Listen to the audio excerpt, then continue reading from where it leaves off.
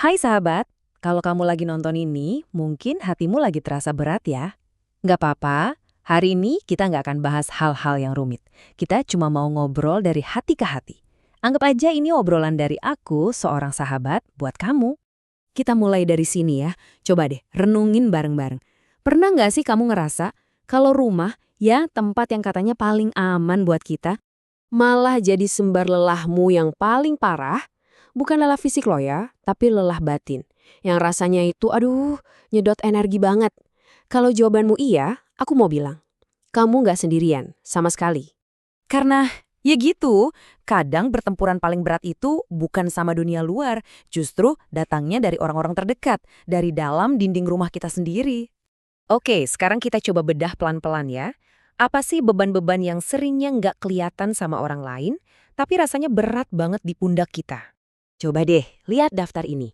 Ada nggak dari sini yang rasanya, ini gue banget? Beda pendapat yang ujung-ujungnya selalu ribut.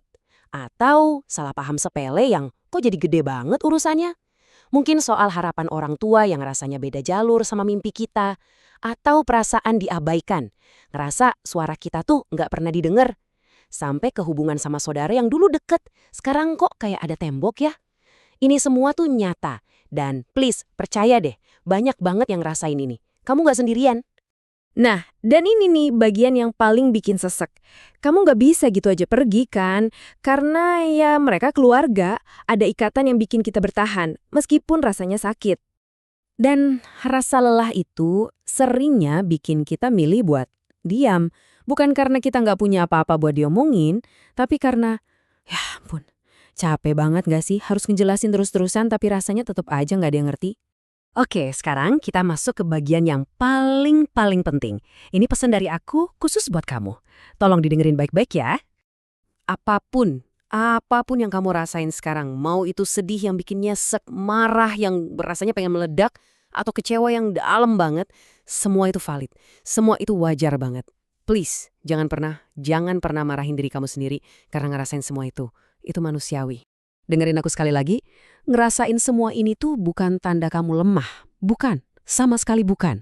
Itu justru nunjukin kalau kamu itu manusia, kamu punya hati, dan kamu peduli. Kita kan sering lihat ya di film-film atau di media sosial keluarga yang perfect gitu. Tapi realitanya nggak ada yang kayak gitu. Memperbaiki hubungan itu butuh proses, butuh waktu.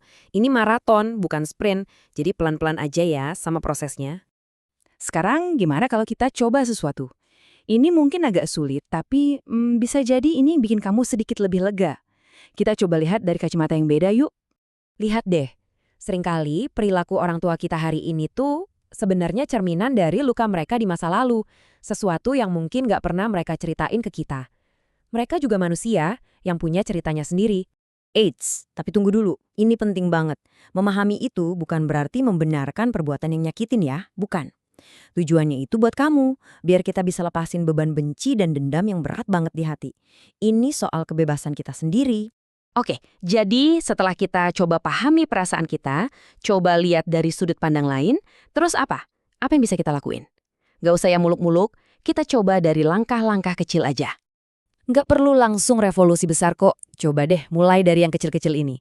Pertama, coba dengerin dulu, tahan sebentar buat nggak langsung motong atau ngebales. Kedua, pas giliran kamu bicara, coba sampaikan perasaanmu pelan-pelan, tanpa meledak-ledak. Ketiga, kadang-kadang mengalah itu bukan berarti kalah loh. Justru itu pilihan orang dewasa buat cari damai. Dan yang terakhir, kalau suasana udah panas banget, nggak apa-apa kok ambil jarak sebentar. Kasih ruang buat semua orang, termasuk diri kamu sendiri, buat napas. Setiap langkah kecil ini tuh udah sebuah kemajuan besar. Dan sekali lagi, aku mau ingetin, sabar ya sama dirimu, sabar sama prosesnya. Pasti ada naik turunnya, dan itu normal.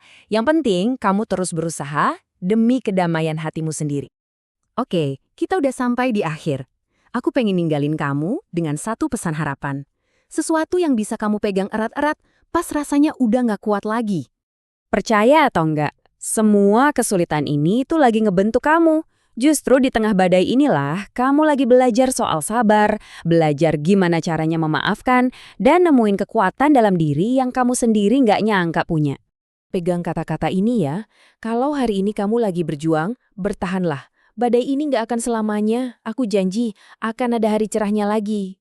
Dan aku yakin banget suatu hari nanti kamu bakal bisa lihat ke belakang dan dengan bangga bilang ke diri sendiri, gila, aku bisa lewatin ini semua.